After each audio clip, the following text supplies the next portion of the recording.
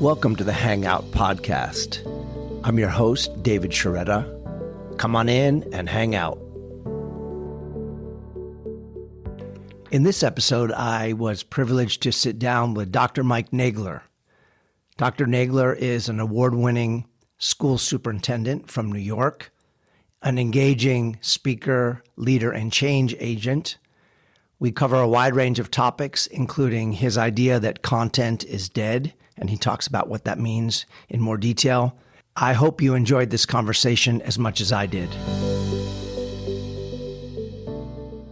Welcome, Dr. Nagler. Thank you so much for coming on the show and having this conversation today. It's a pleasure to be here. I'm looking forward to it.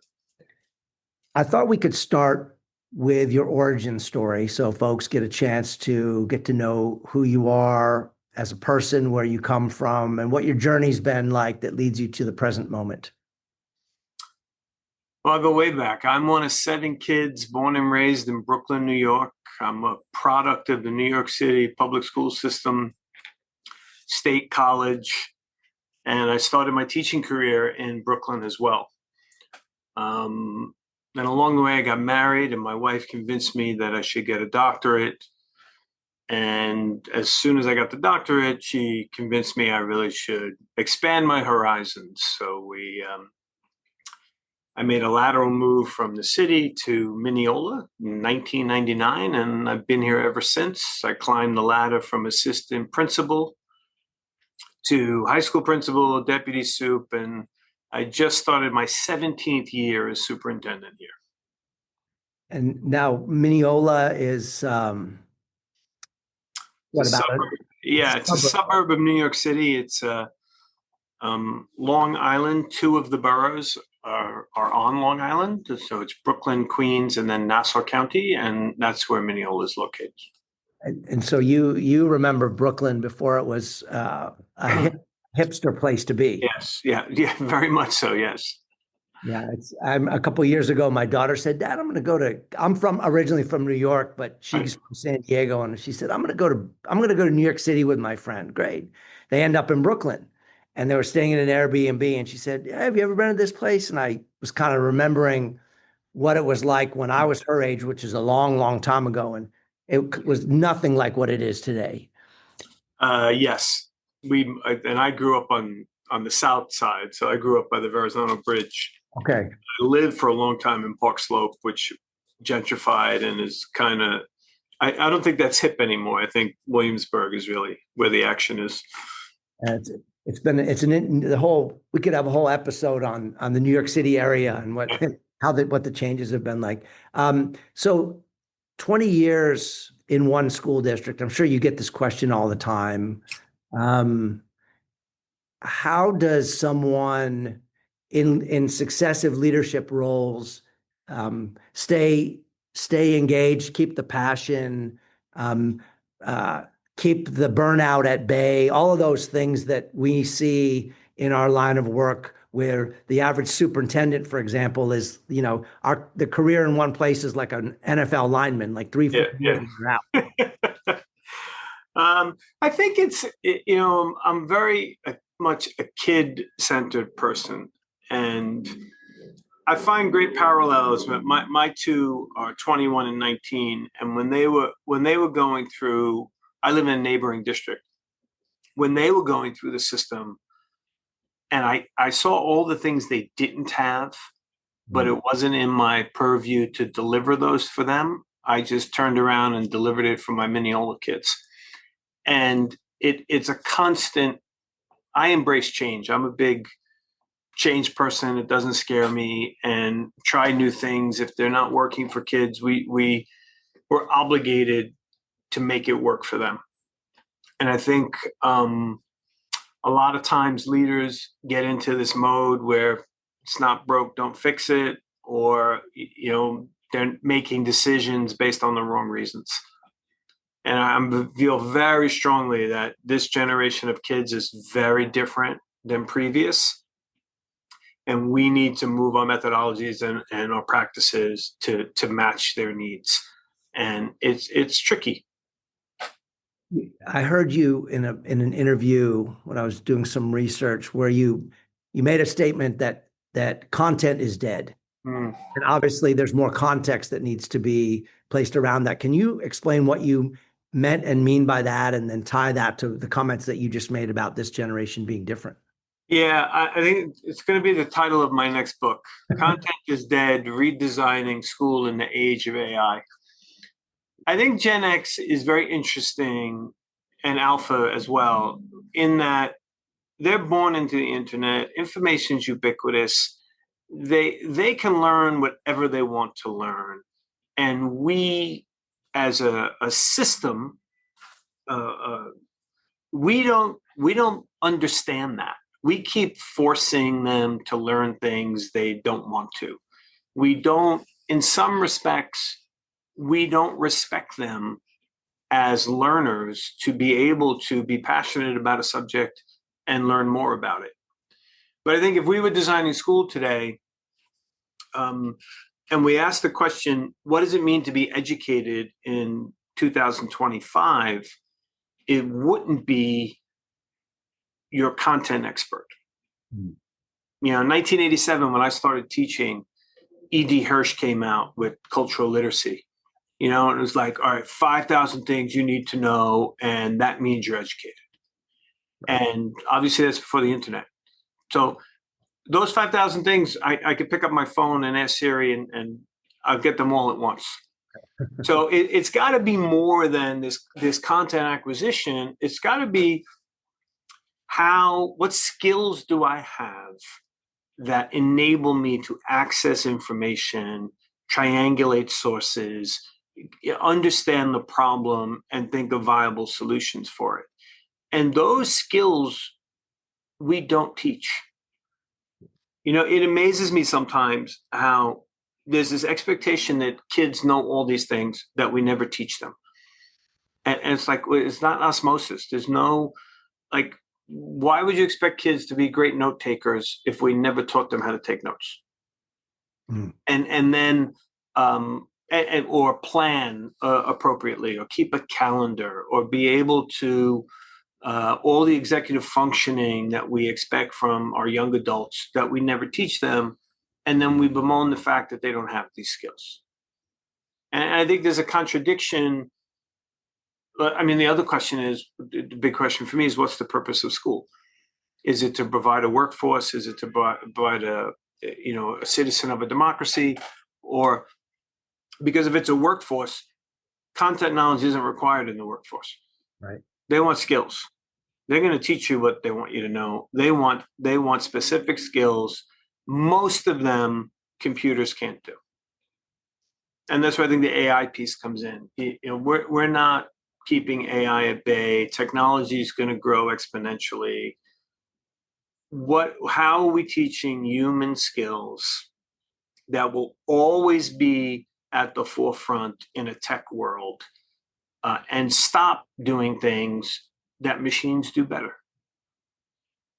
Now, I can go all day. Homework is a great example. You know, Yeah. why are we giving homework? Every kid goes home, they take their homework, they throw it in ChatGPT, and they give it back. And then the teacher gets mad that the kid used the resource. They call them cheaters. I said, no, I think you didn't give a good assignment. If you gave a good assignment, they wouldn't be able to just take it in 2 seconds.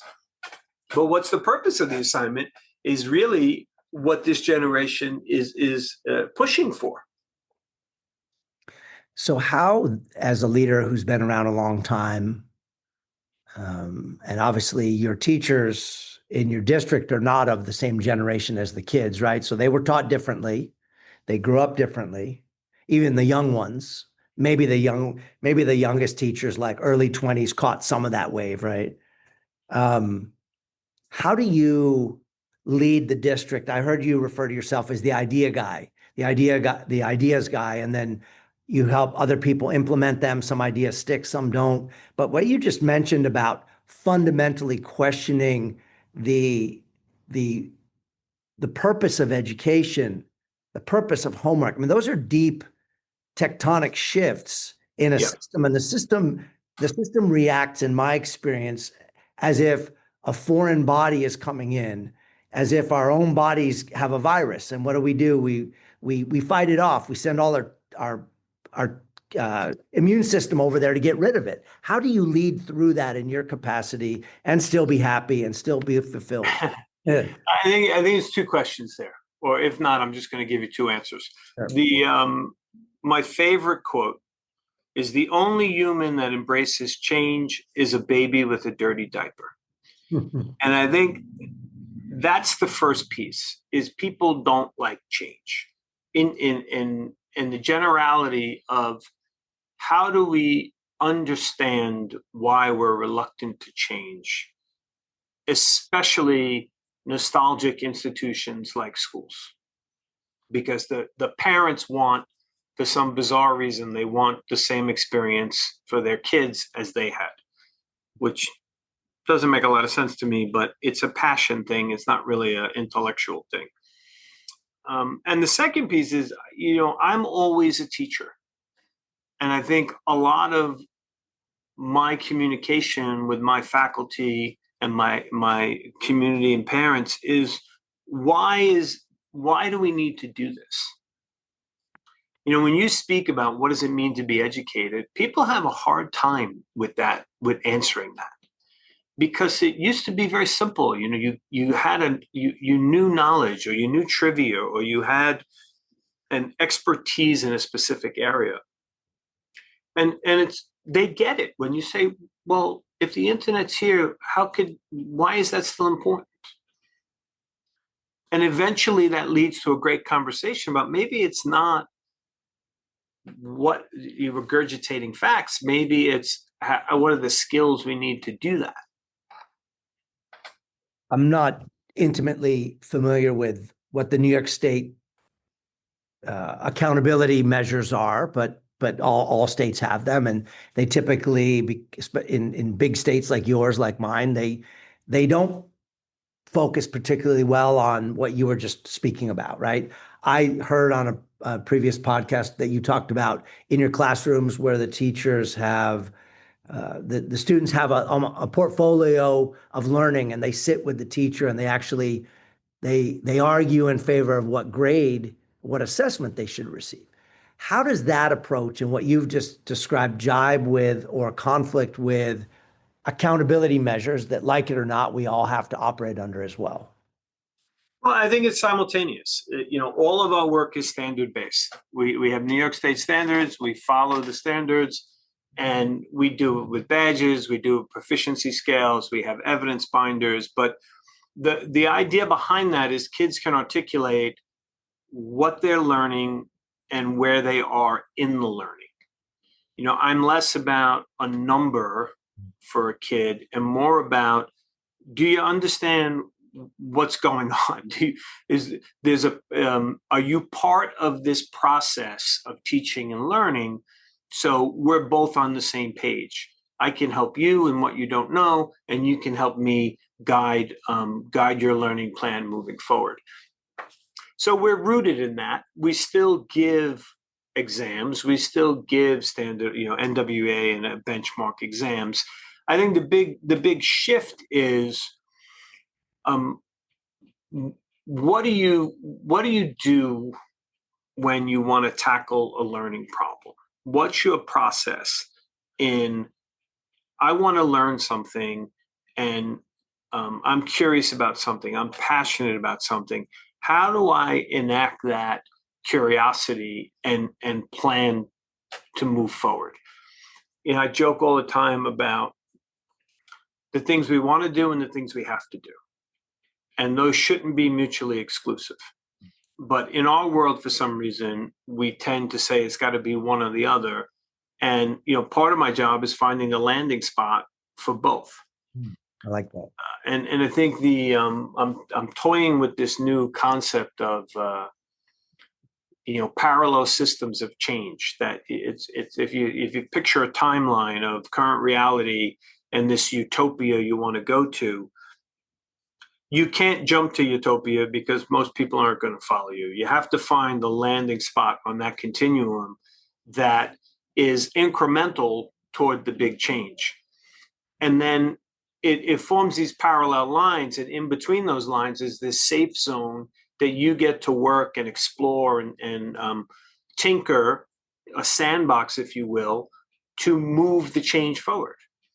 And if it's meaningful, and it's meaningful to kids and it's meaningful to teachers, the change is going to happen. It's when it's not meaningful that it dies on the vine, and then we should just let it go.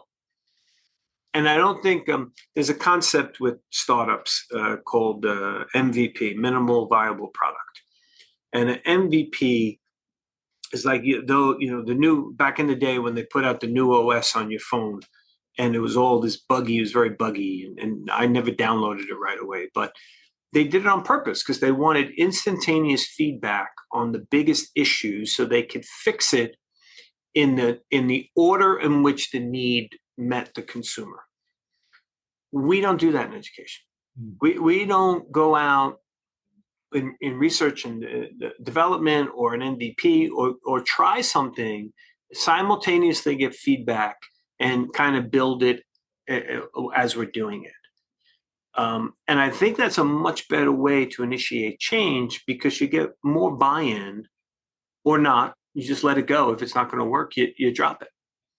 Why do you think that is? Why do you think there's such a disconnect between, let's say, a private enterprise and the public sector, especially in education? Is it the nostalgia thing? Is it that to release beta tests of things would almost imply that we think it might not be guaranteed to be successful, and we don't want to use public resources in that? Like, what do you think that is? Because I've pondered that. I think it goes back to the lens. It goes back to, well, what are we trying to accomplish? If we're trying to shove information in kids' heads and have them regurgitate it, there's not a lot of ways, there's not a lot of experimentation you need to do with that. If the concept is more, we want to teach them, many different skills that they can access information and solve problems, well, that becomes wide open and more inviting to see a change in the process. A lot of times I think teachers just need permission. They need you to say, it's okay if you try this and it fails.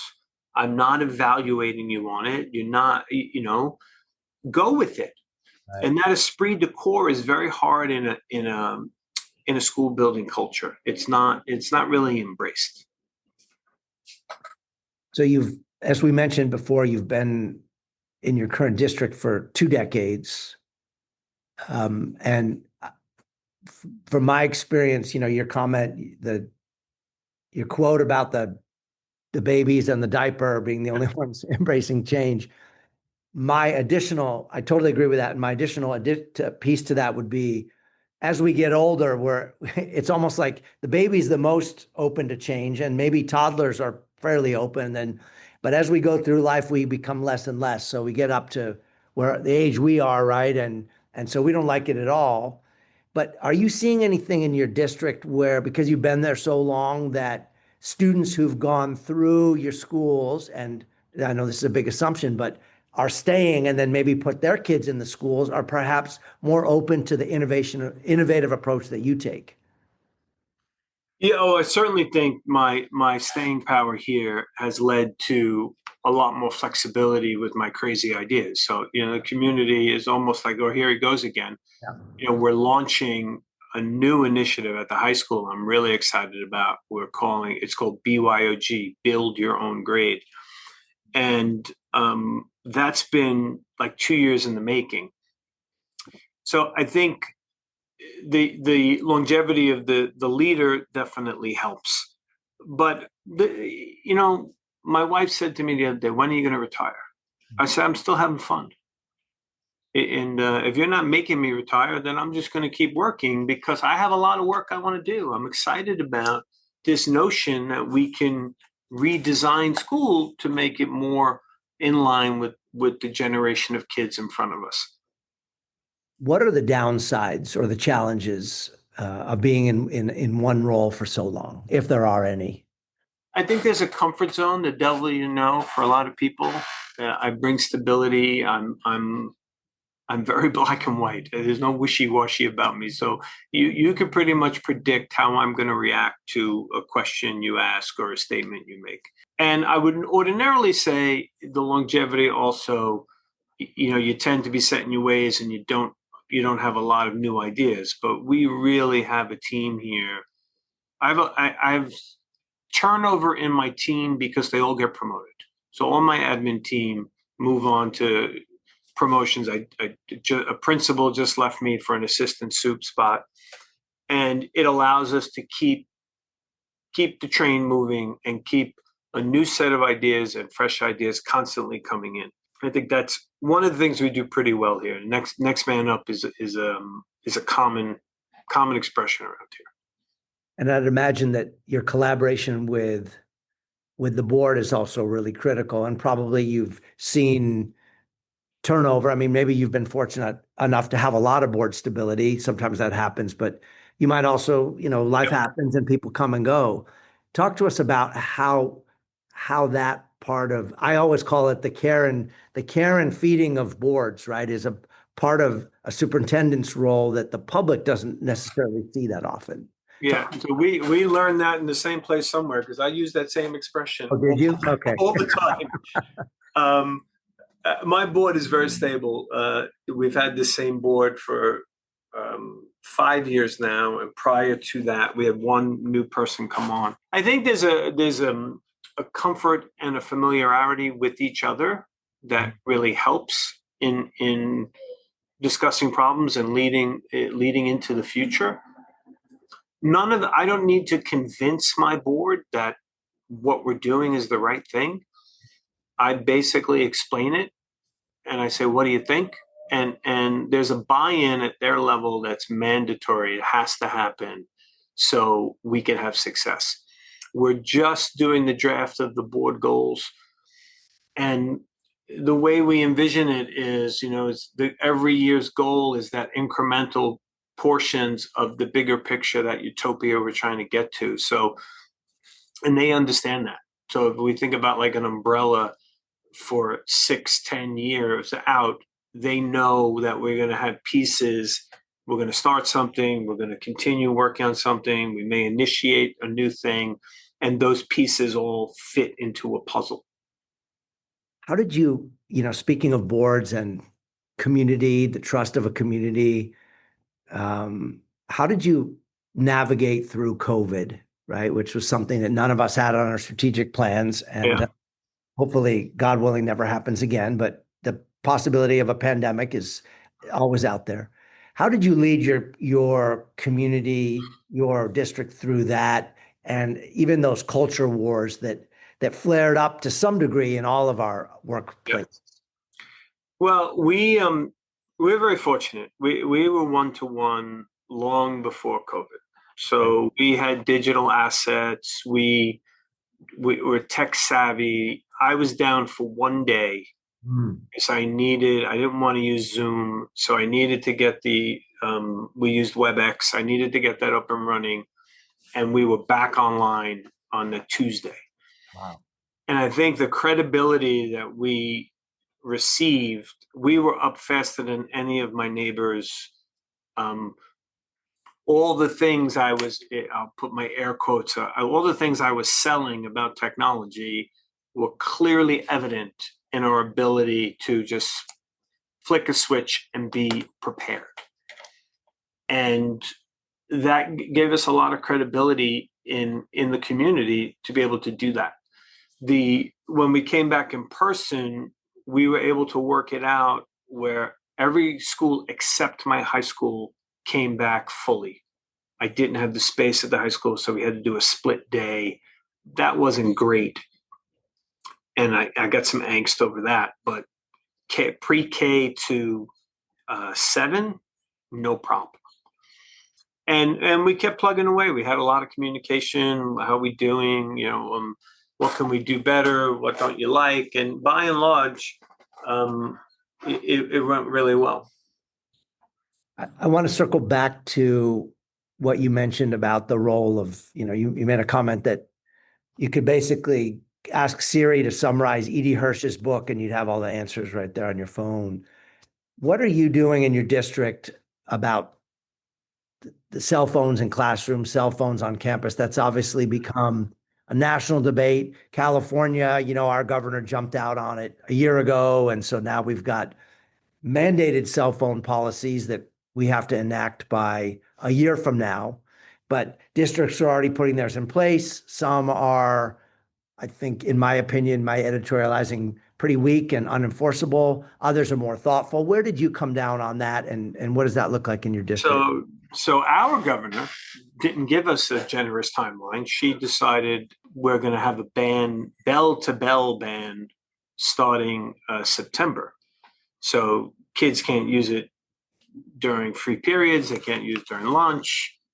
I am wholly opposed to that edict, partly because I think it's reactionary to a bigger problem, and we're supposed to be teaching, not being restrictive. I think we need to teach kids information technology. We need to teach them about social media, particularly echo chambers and algorithms designed to feed you and regurgitate information.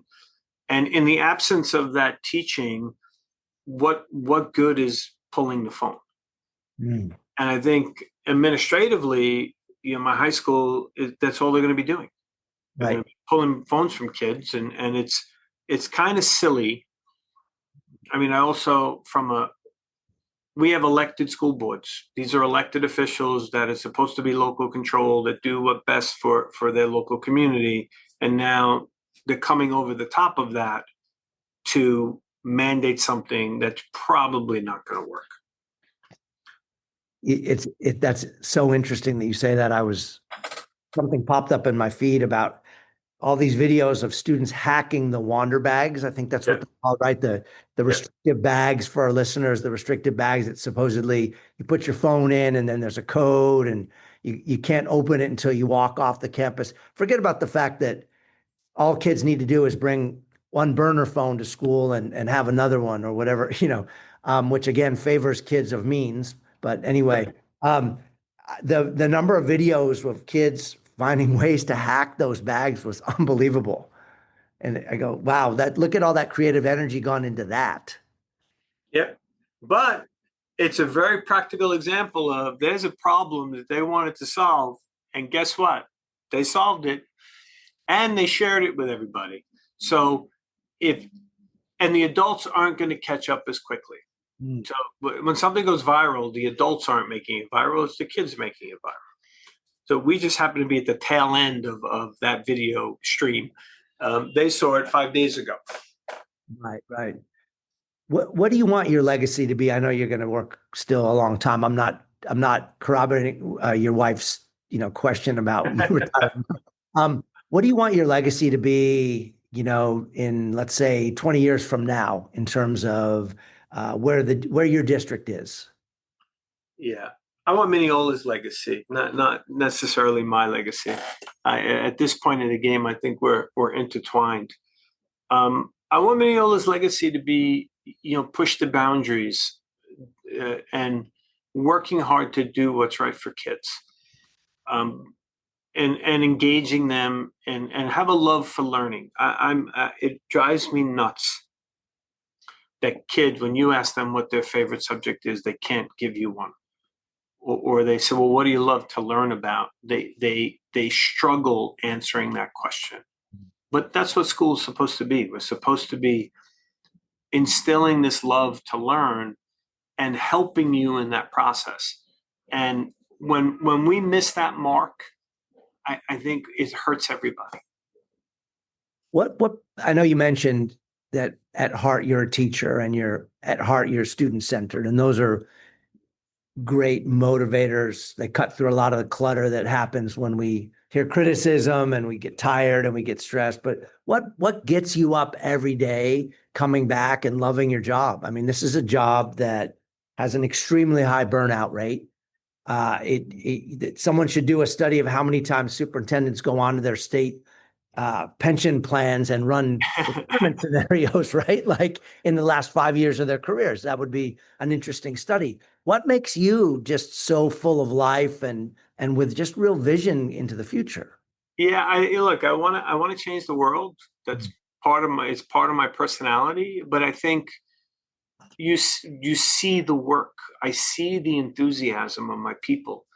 This BYOG project is either going to make or break me. If I retire, if you hear I retired, it was a complete failure. But the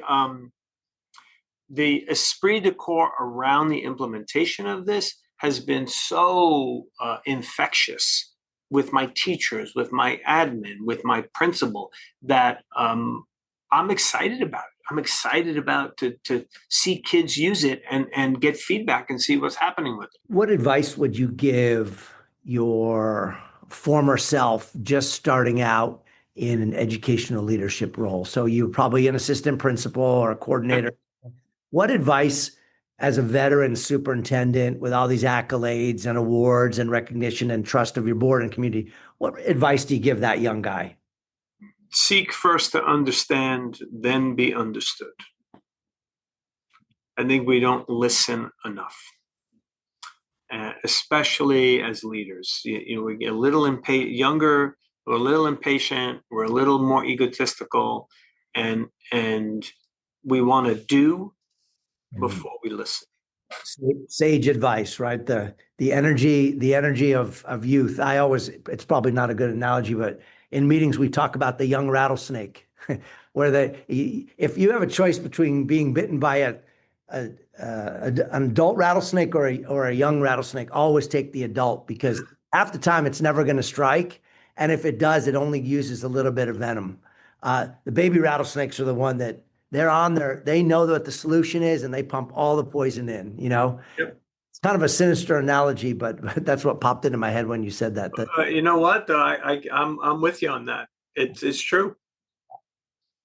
So I'm going to ask you a final question, but before that, I wanted to see if there's anything that we have not touched on that you thought the world should know. The world, here I say very generously, listeners should know about the world. The very small portion of the world listening should know about your work, but more importantly, your district, which in this conversation you've always put first. So I appreciate that. The community you come from, your vision.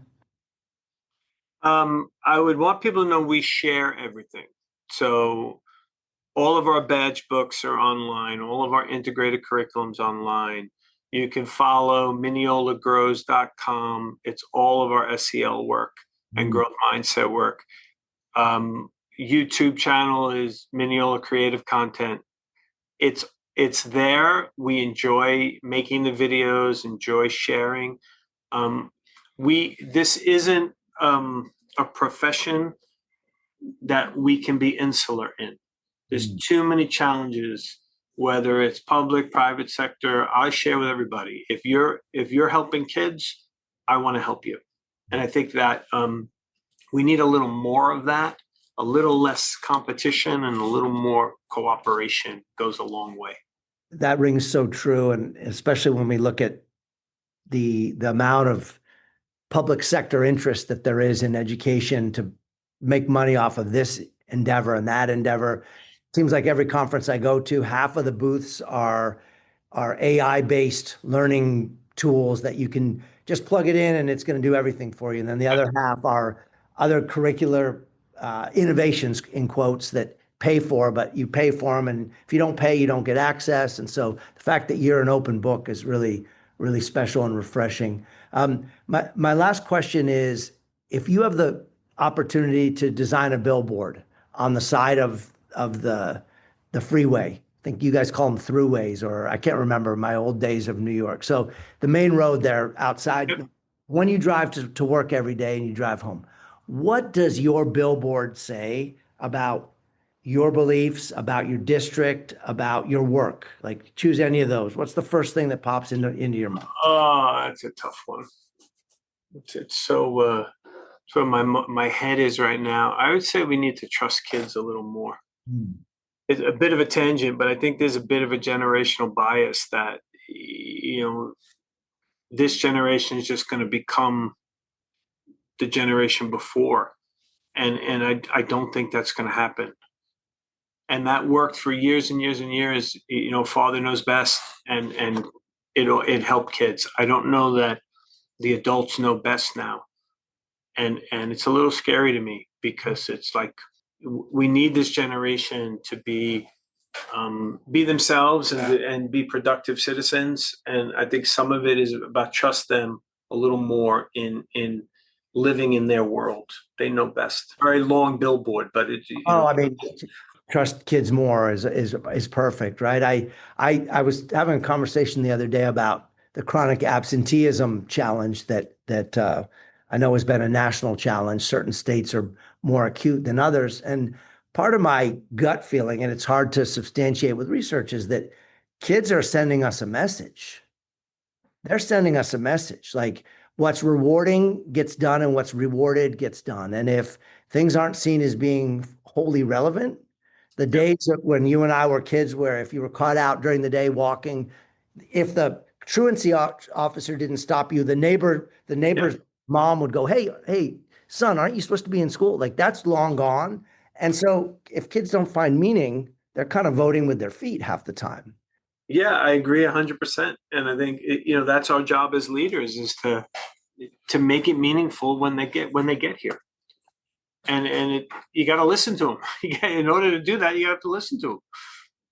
Well, trust kids more. That's a fantastic place to wrap our conversation. We will link your website, the YouTube channel, and the show notes. Dr. Nagler, it's really been a pleasure. Again, congratulations on your award as Superintendent of the Year in the state of New York. Thank you. 800 and something, 80 districts or something. It's quite an honor, and they chose very well with the award recipient. So thank you for your time. It's been refreshing speaking with someone from the East Coast. And yeah, I greatly appreciate it. I love the conversation. So thank you for having me. All the best in your new school year. Yep. Thank you. Have a great one. Yeah, you too. Bye-bye. Thanks for joining us on the Hangout Podcast. You can send us an email at podcastinfo@proton.me. Many thanks to my daughter Maya for editing this episode. I'd also like to underline that this podcast is entirely separate from my day job. And as such, all opinions expressed herein are mine and mine alone. Thanks for coming on in and hanging out.